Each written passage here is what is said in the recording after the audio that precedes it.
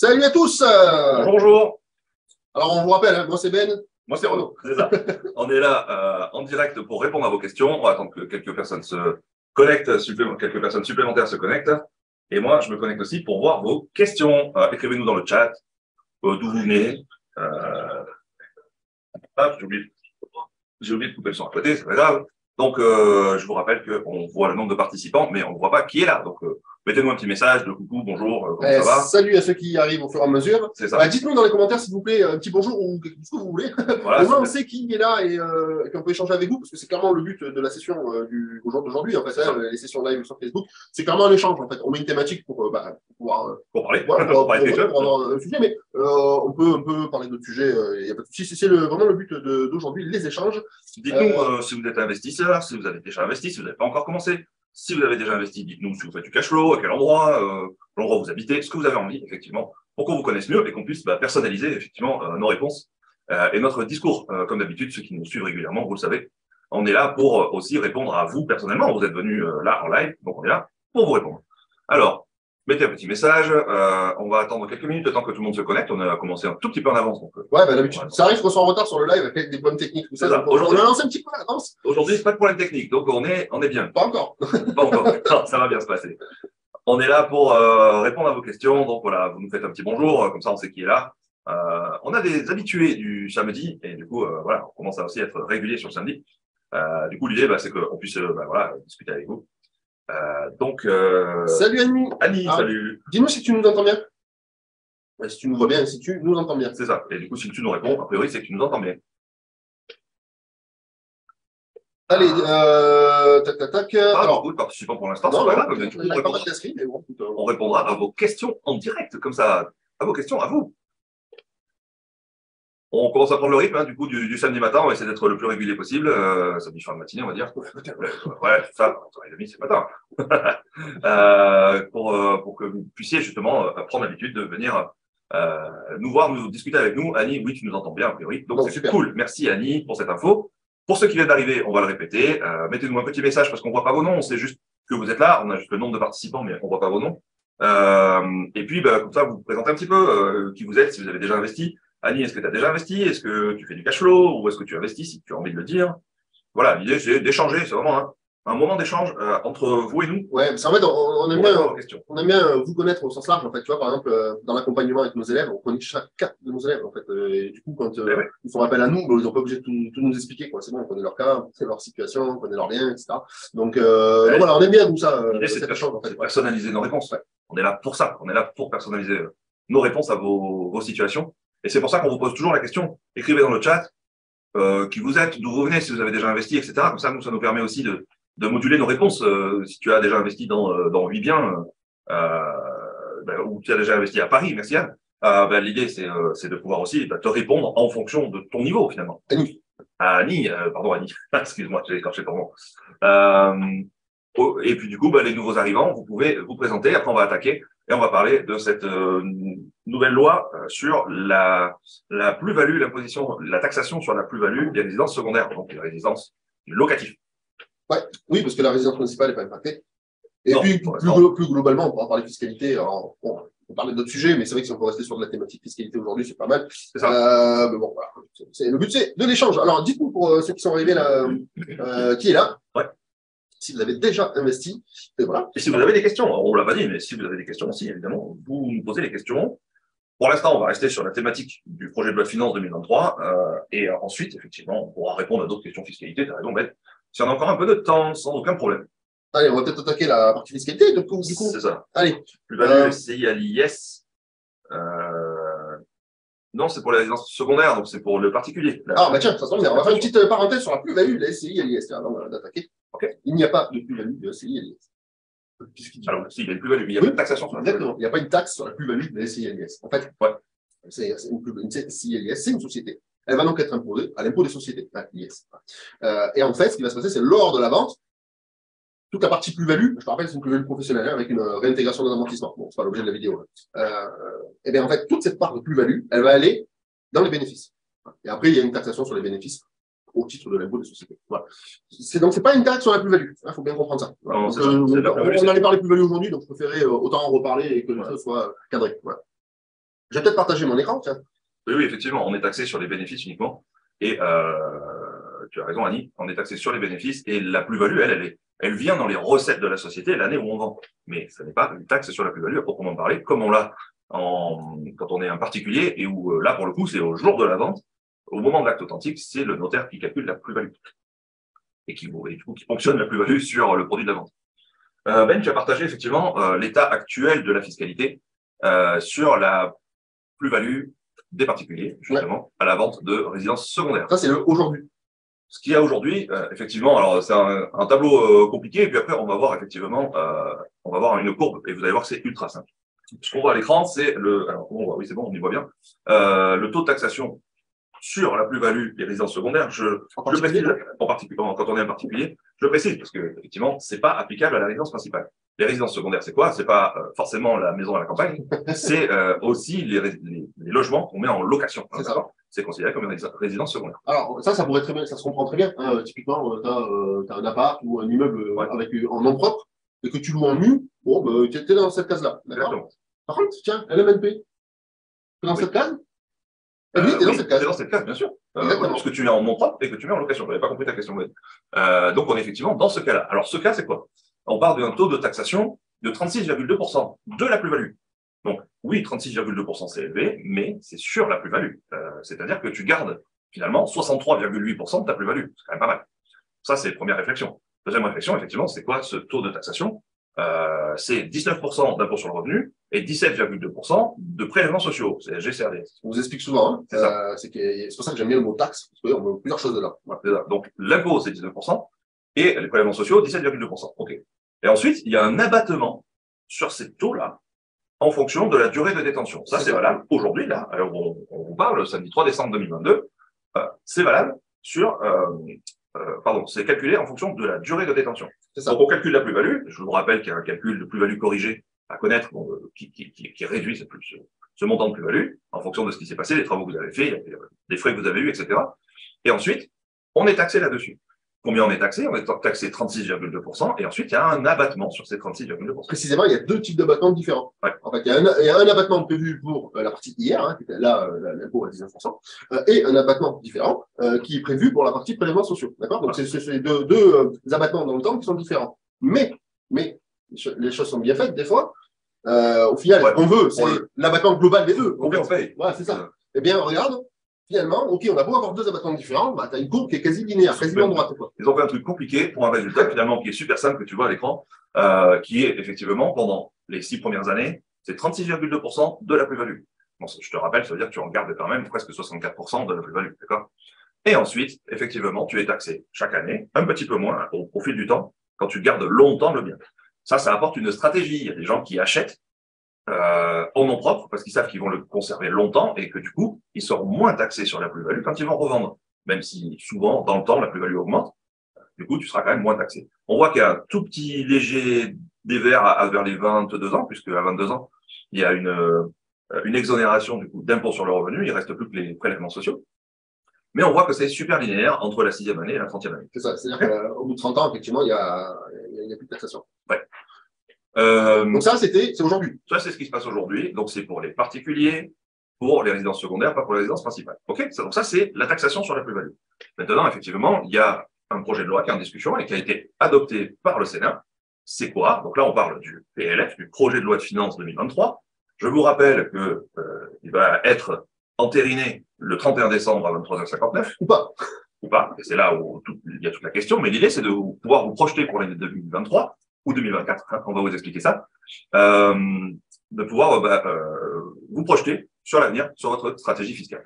Alors, de quoi on parle? Alors, on parle de quoi? Effectivement, on parle donc d'une proposition de loi. Proposition de loi pour refondre complètement tout ce qu'on vient de voir, pour tout péter. Là, l'idée, c'est vraiment de revoir complètement la stratégie de taxation sur la plus-value immobilière des résidences secondaires en particulier. D'accord? C'est très précis, on parle que de ça. Alors, l'idée, c'est quoi? C'est de simplifier. Donc, pour une fois, non, pas pour une fois, ça commence à venir un petit peu en France. On commence un petit peu à vouloir simplifier les choses. Alors, qu'est-ce qu'on va simplifier? On va simplifier le calcul du taux de taxation sur la plus-value. Donc, le calcul de la plus-value, c'est toujours le même. C'est la plus-value corrigée dont je parlais tout à l'heure. Et sur ce montant-là, on va être taxé. Si on revend moins de 2 ans après avoir acheté, on serait taxé à 30%. C'est plus 36,2, c'est 30%. C'est toujours ça de prix. On réduit un petit peu le taux d'imposition. Et pour tous les biens qui ont été achetés depuis plus de 2 ans, ça passerait à 15%, quoi qu'il arrive, à l'infini. Oui, alors, dans les 30% ou les 15% suivant la durée de détention, est inclus l'IR et la CSG-CRDS. Il y a tout qui est inclus. C'est ça, il y a toute la taxe qui est comprise dedans. Donc on voit qu'on est gagnant et perdant à la fois. C'est ça. C'est-à-dire que le bien, quand tu l'as depuis 3 ans, tu es largement gagnant. Oui. Par contre, taxé dans les 33%. Par contre, ça restera toujours à 15% après 2 ans. C'est ça. C'est-à-dire que là, dans le cas d'aujourd'hui, typiquement, tu possèdes le bien de 30 ans, il n'y a plus de plus-value. Là, dans la proposition, dans 30 ans, il sera encore à 15%. Ouais, c'est ça qu'il faut retenir. Donc, Annie, ce que tu disais, donc après 2 ans, c'est intéressant. Oui et non. Oui et non, parce que déjà, on baisse, on vient de dire qu'on passe de 36,2 à 30% quand on revend que au bout de 2 ans. Mais ensuite, il n'y a plus de stratégie de dire je le garde longtemps ou pas longtemps. Ça reste 15% tout le temps. Donc, les premières années, jusqu'à 20 et quelques années, c'est mieux. Et après ces 20 et quelques années, c'est moins bien qu'avant. Donc, c'est pour ça qu'on parle de stratégie, de modification de stratégie fiscale éventuellement, liée à ce texte-là et cette nouvelle loi. Et du coup, c'est quoi la répartition IR et CSG? Alors, pour info, effectivement, on s'en fout un peu quand on paye 15%. Mais sur les 15%, l'idée, c'est de savoir qu'il y a 9% d'impôt sur le revenu et 6% de prélèvements sociaux. Donc, ça fait un total de 15% de taxation. Alors, pour rappel, ça, c'est pas passé, c'est en discussion, d'accord, c'est quand même passé au Sénat, d'accord, mais c'est pas définitif. Ça n'a pas encore été voté à l'Assemblée nationale. Il faut savoir que le gouvernement, a priori, est plutôt contre. Je préfère dire a priori, parce que on sait pas ce qui va se passer. Mais voilà, c'est l'info qu'on a aujourd'hui. Bien évidemment, on vous donne des infos qui sont valables aujourd'hui, au 3 décembre. Je vois les commentaires, effectivement. Hervé, tu dis c'est une très mauvaise proposition. Ça dépend. Pourquoi L'objectif de cette proposition, c'est d'éviter que les gens, dans leur stratégie, ils achètent pour garder 30 ans. Et pendant ce temps-là, le bien, parfois, il n'est pas utilisé. Ou que les gens attendent, ça fait 18 ans que je l'ai, je veux être exonéré de taxes complètement, donc j'attends 12 ans avant de vendre. L'objectif, il est de dynamiser le marché. De toute façon, dans tous les cas, on subit. Hein. Voilà, tu subis. Il y a des règles du jeu. Voilà. Après, c'est à nous de bien slalomer avec les règles du jeu. Exactement, et de revoir votre stratégie et d'adapter votre stratégie en fonction des règles du jeu. Donc, une très mauvaise proposition pour les gens qui détiennent le bien depuis plus de 30 ans, oui, c'est vrai, mais on va en parler. Pour moi, c'est une proposition qui simplifie les choses et qui évite que les gens attendent avant de vendre alors qu'on est en pénurie de logements. Ce qu'il faut comprendre, c'est que j'ai parlé tout à l'heure de 2024, je vous l'ai dit une fois et on va en reparler. Là, dans la proposition de loi, ça serait applicable au 1er janvier 2024. Et pourquoi? Pas du 1er janvier 2023, c'est justement pour laisser aux gens 1 an pour pouvoir vendre s'ils avaient cette stratégie d'attendre 28, 30 ans avant de vendre. Donc, ça veut dire que potentiellement, il y aura un petit peu de mise sur le marché, un petit peu de vente de biens sur l'année 2023, ce qui peut être intéressant pour nous, investisseurs. Donc, l'idée, c'est effectivement, encore une fois, de simplifier. Alors, oui, Annie, les 15% incluent les prélèvements sociaux, c'est tout compris. Oui, c'est 9% d'IR et 6% de prélèvements sociaux. Effectivement, ça n'incite pas à garder le bien longtemps, mais encore une fois, il y a des gens qui achètent pour pouvoir faire de la plus-value dans longtemps, et en même temps, ils le gardent longtemps pour réduire le taux de taxation, et ça fait des biens vacants sur le marché souvent. Et c'est pas l'objectif là. L'objectif, c'est justement de redynamiser un petit peu les transactions. Donc voilà un petit peu ce qui a été proposé. Oui. On en saura plus en janvier. De toute façon, je pense qu'on refera ce type de vidéo en début d'année, c'est ça, pour vis-à-vis de ce qui est passé au projet de loi de finances. Pas que sur ce sujet, sur tout ce qui vous concerne et nous concerne. Ouais. Voilà. Donc un petit peu de culture. Donc ce projet, il a été, j'ai pris les notes, donc je vais vous donner les infos. Ce projet, il a été proposé le 18 novembre, il a été accepté par le Sénat, voté par le Sénat le 24 novembre. Et l'idée aussi, c'est de se baser un peu sur ce que font les pays voisins. Donc, en particulier, ce que j'ai lu, c'est que le Royaume-Uni, la Suède et l'Espagne ont déjà un taux continu. Ils ont plus d'abattement dans le temps. Ça ne dépend pas chez eux, la taxation sur la plus-value ne dépend pas de la durée de détention, mais uniquement d'un taux uniformisé. Donc, l'idée, c'est aussi un petit peu de voir ce qui se passe à côté, qui marche bien, et qui permet de redynamiser, encore une fois, le marché de l'immobilier et de la vente des résidences secondaires, et pas garder des logements vacants n'importe quoi.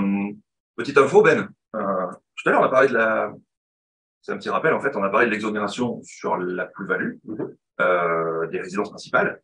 Il y a d'autres cas d'exonération de cette taxation. C'est-à-dire que cette taxation, elle est valable dans la plupart des cas, mais pas toujours.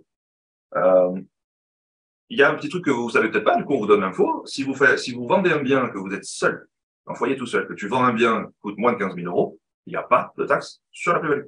Tu es exonéré. Donc, ça peut être aussi intéressant de le savoir, même si 15 000 euros, c'est pas beaucoup. Et du coup, par contre, ça passe à 30 000 euros quand on est un couple, quand le foyer fiscal, dans le foyer fiscal, tu un couple. Dans ce cas-là, il faut savoir que du coup, en dessous de 30 000 euros, il n'y a pas de taxe sur la plus-value. 30 000 euros, c'est vrai, c'est pas beaucoup, mais on commence à y avoir des logements à moins de 30 000 euros. Enfin, nous, en tout cas, on en achète. Voilà. Deuxième point aussi, on est exonéré de taxes sur la plus-value si on achète une résidence principale dans les 2 ans qui suivent cette vente. Donc, c'est aussi un cas d'exonération qu'il ne faut pas oublier. C'est pareil, c'est pas un cas courant, mais c'est bien de le savoir. Dans votre stratégie, vous devez avoir toutes les infos. Et puis, il y a d'autres cas d'exonération, mais ceux-là, bon, c'est des détails. Je crois qu'on a fait le tour de ce qu'on voulait vous raconter. Est-ce que vous avez des questions sur ce sujet? Hervé, on n'a pas tous les logements vacants, c'est pas l'objectif des investisseurs. Tu as raison. Mais seulement, on n'est pas que des investisseurs et la loi, elle est faite pour tous. La loi est universelle. Donc, on prend aussi en compte les cas des gens qui ont des résidences secondaires pour des stratégies de défiscalisation, de plus-value à long terme, etc. Donc, la loi, elle n'est pas faite que pour nous, investisseurs. Tu as raison, Hervé. Ça nous intéresse moins, ce genre de loi. Je suis d'accord. L'idée, c'est de simplifier. On a vu que si on le garde moins de environ 15-18 ans, on est gagnant. Si on le garde plus de 18 ans, on est perdant. Bon, à un moment, ça nous permet quand même de revoir notre stratégie et qu'il y a 1 an pour revendre pendant ce temps-là. Après, ça impacte l'investisseur locatif, qui est typiquement l'MNP. Là, il a clairement un impact et a priori, il est gagnant. L'MNP, c'est bien d'avoir une rotation pour pouvoir profiter perpétuellement des amortissements. Ouais. Donc, si tu fais une rotation, on va dire tous les 7 ans, tu vois que finalement, à 7 ans de durée de détention, tu es largement gagnant avec ça. Voilà. Ouais, c'est ça. Ce qu'il faut voir, c'est encore une fois, c'est la stratégie de haut niveau, la stratégie fiscale de haut niveau. Est-ce que c'est une bonne idée de garder plus de 15-18 ans un bien qu'on détient en nom propre par du locatif? Il faut se poser la question. En général, c'est là où on commence à perdre de l'argent parce qu'on paye beaucoup d'impôts. Donc, finalement, l'impact, il est quand même limité. Après, si tu veux devenir un professionnel de l'investissement, à un moment donné, tu te poses la question de la SCI à l'IS et elle n'est pas impactée, évidemment, par ce genre de réforme. Donc, voilà, il faut un petit peu ouvrir son esprit sur comment est-ce que je peux adapter ma stratégie personnelle en fonction des évolutions des règles du jeu. Et pour une fois, on nous laisse 1 an de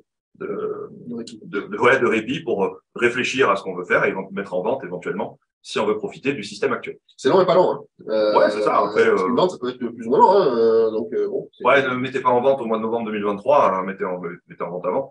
Annie, les prélèvements sociaux, ils sont inclus dans les 15%. Ça fait 3 fois qu'on le dit, donc on va le répéter. Il y a tout dedans, dans les 15%, il y a l'IR 9%, et les prélèvements sociaux, ils sont inclus dedans, à hauteur de 6%. Salut Christian. Christian, salut, bonjour. Quand serons-nous fixés sur ce projet de loi? S'il passera ou pas? Déjà, le 1er janvier, t'es sûr? Le 1er janvier 2023, on sera fixé. Et nous, en janvier, bien évidemment, on fera d'autres sessions live pour vous raconter tout ce qui aura été décidé. Tu vois à l'écran que, a priori, l'Assemblée nationale doit se positionner vers mi-décembre. Et évidemment, il y a le vote de l'Assemblée nationale et il y a aussi la possibilité du gouvernement de passer au forcing pour refuser cette loi s'ils sont vraiment contre. Après, pourquoi ils seraient contre? Il y a différentes hypothèses. A priori, ils sont plutôt contre. Ouais, mais à un moment aussi, je pense que, comment je dirais ça, la simplification, ça va aussi apporter quand même un peu de clarté dans la stratégie des investisseurs. Et la simplification, on sait que c'est plutôt bon de manière générale. Donc, aujourd'hui, on ne sait pas. 1er janvier, on sera fixé. Voilà. Ce qu'on sait, c'est que l'impact, je vous rappelle que l'impact, il n'est que sur la plus-value corrigée et pas sur prix de vente ou un prix d'achat. Il y a tout un tas de corrections entre deux. On rentre dans les détails dans notre formation, évidemment, pour vous expliquer tous ces calculs, où on prend en compte en particulier les travaux, mais aussi plein d'autres frais. Oui, l'assiette ne change pas. Voilà, l'assiette de calcul, la base de calcul ne change pas. Et ensuite, on voit que, sur le très long terme, c'est pas très intéressant, c'est embêtant, mais on a 1 an pour revendre si on était dans cette stratégie. Et si on a une stratégie plutôt à 5, 7, 10 ans, là, on est quand même plutôt gagnant, voire largement gagnant. Parce que si vous vendez au bout de 3 ans, c'est 15% au lieu de 36,2. Vous avez divisé par 2 la stratégie, la plus-value en fonction de votre stratégie. Donc, c'est quand même plutôt pas mal. Enfin, vous avez divisé par 2 la taxe sur la plus-value. Voilà. Est-ce que vous avez d'autres questions? On est à votre écoute. On est toujours en direct. Il est 11h53, samedi 3 décembre. Allez, pendant qu'on attend vos questions, juste, on vous précise qu'effectivement, nous, dans l'école, on a une école, donc on a plus de 1000 élèves, d'accord, qu'on accompagne et qu'on suit, et on a pas mal d'échanges avec eux. C'est ça. On bien d'ailleurs. Du coup, effectivement, on a des échanges avec eux, avec juste nos élèves pendant 2 heures régulièrement en visio pour les accompagner dans leurs investissements. On est là pour ça, on est là pour vous accompagner. Du coup, Ben, tu vas nous mettre un lien dans le chat qui vous permet en fait d'aller d'aller prendre un rendez-vous avec l'équipe, avec l'école de l'abondance, avec nous, dans des consultations individuelles où on discute. Parce que durant l'appel, on discute de ta situation, on discute de tes objectifs, de ta stratégie et de mettre en place un plan d'action pour pouvoir optimiser vos futurs investissements. Donc, effectivement, ce qu'il faut comprendre, c'est que c'est un investissement en temps où on va passer à peu près entre 30 minutes et 40 minutes avec vous. Et l'objectif, c'est de discuter de vos différents projets. Vous pouvez cliquer sur le lien que Ben vient de vous donner. Vous allez prendre un rendez-vous avec nous et vous discuter de vos investissements et de votre situation personnelle en one-to-one au téléphone. Oui, plutôt pas mal. Oui, Annie, effectivement, dans le cas donc, du 15% d'impôt de taxation sur la plus-value proposée, le taux de prélèvements sociaux est plus bas qu'habituellement. Effectivement, il est à 6%. Oui, c'est 6% au lieu de 17,2%. Ils ont fait un effort. C'est rare, hein, sur les prélèvements, c'est rare. Mais oui. Du coup, ils ont arbitré. Je pense qu'ils ont défini les 15% et ensuite ils ont défini ce qu'ils mettaient dedans. Mais l'idée, c'était de simplifier. Et encore une fois, si tu vends à... tiens, tu peux nous remontrer la courbe, Ben, dans le temps là qu'on avait tout à l'heure. Donc, tu vois, en fait, nos 15%, ils arrivent comme si on vendait au bout de 20 ans. Tu vois, j'étais pas loin tout à l'heure, quand j'étais 18. Donc, si tu vends au bout de moins de 20 ans de détention du bien, tu es gagnant. Si tu vends au bout de plus de 20 ans, tu es perdant. Entre guillemets, perdant. Je te rappelle que c'est une taxe sur la plus-value. Ça veut dire que la plus-value, tu en conserves 85% quand tu payes 15% de taxes. D'accord? Donc, tu gardes quand même 85% de ta plus-value. Je pense que c'est un raisonnement à avoir, Hervé. Je vais pas répondre à toutes tes questions parce que c'est négatif depuis le début, c'est pas grave. Mais je pense réellement que c'est pas une mauvaise chose. Donc, si ta stratégie, c'est de garder le bien 30 ou 40 ans, dans ce cas-là, tu as un an là pour te retourner pour vendre tes biens. Sinon, t'es gagnant. Après, moi, encore une fois, moi, je me demande pas si c'est positif ou négatif. C'est les règles du jeu. Voilà, c'est les règles du jeu. Moi, je peux m'en sortir avec les nouvelles règles du jeu. Voilà, c'est ça qui m'intéresse au final. Tu vois, refaire le monde, c'est marrant, j'ai pas de problème. Mais au final, ça me fait pas tant avancer que ça. Maintenant, je suis sûr que t'es pas une personne négative, mais que tu t'essayes de creuser ce sujet-là, c'est ton choix. Mais voilà, moi je préfère voir les chiffres et voir finalement comment voilà, c'est ça. Encore une fois, en LMNP, c'est très bien. C'est une stratégie de rotation à 7 ans, c'est très très bien. On est largement gagnant si on vend en bout de moins de 20 ans. Ouais. Largement gagnant. Et au tout début, évidemment, dans les moins de 10 ans, on est encore plus largement gagnant. On aurait pu. Là, tu regardes à l'écran, tu t'imagines un trait rouge là, à 15% là. On est en dessous quand même la plupart du temps. Donc, moi, je trouve que c'est plutôt pas mal. Puis, concernant le 30 ans, la fiscalité de la plus-value, elle aura très probablement rechangé. C'est ça. C'est pour ça que là, on parle vraiment de stratégie haut niveau. Pas regarder là le petit truc maintenant, mais de stratégie de haut niveau. Si tu veux, Hervé, on en discute au téléphone. Tu prends un rendez-vous avec nous. Tu cliques sur le lien qu'a mis Ben là dans les commentaires. Tu prends un rendez-vous, il n'y a aucun souci. Et on en discute et on va voir en fonction de ton cas. Alors, peut-être que tu as un cas particulier où il y a 28 ans, tu as acheté 15 biens et que tu comptais sur cet abattement dans 2 ans. Bon, écoute, tu vas en 2023, le vendre en 2025 et tu vois que tu restes gagnant. Donc, l'idée, c'est vraiment de prendre du recul. Quand on veut poser une stratégie fiscale, on regarde les règles du jeu actuelles pour définir notre feuille de route. Et puis, quand les règles du jeu elles changent, on dévie. Là, c'est pas tout pété dans tous les sens. Il y a eu en 2018, par exemple, des nouvelles règles fiscales sur le passage automatique de LMNP à LMP, par exemple, qui ont été très impactantes sur une stratégie globale. Là, celle-ci, je vous rappelle qu'on parle juste de la plus-value et qu'on parle donc de garder 85% de cette plus-value au lieu d'en garder un peu plus, un peu moins, ça dépend quand est-ce que tu vends. Alors Tristan, effectivement, on parle de 15%, dans le futur, de potentiel d'ailleurs, de 15% de taxation totale, c'est-à-dire IR plus prélèvements sociaux. Tout inclus, voilà. Oui, exactement, ce qu'on disait tout à l'heure avec Annie. Donc au bout de 30 ans, toujours plus-value zéro.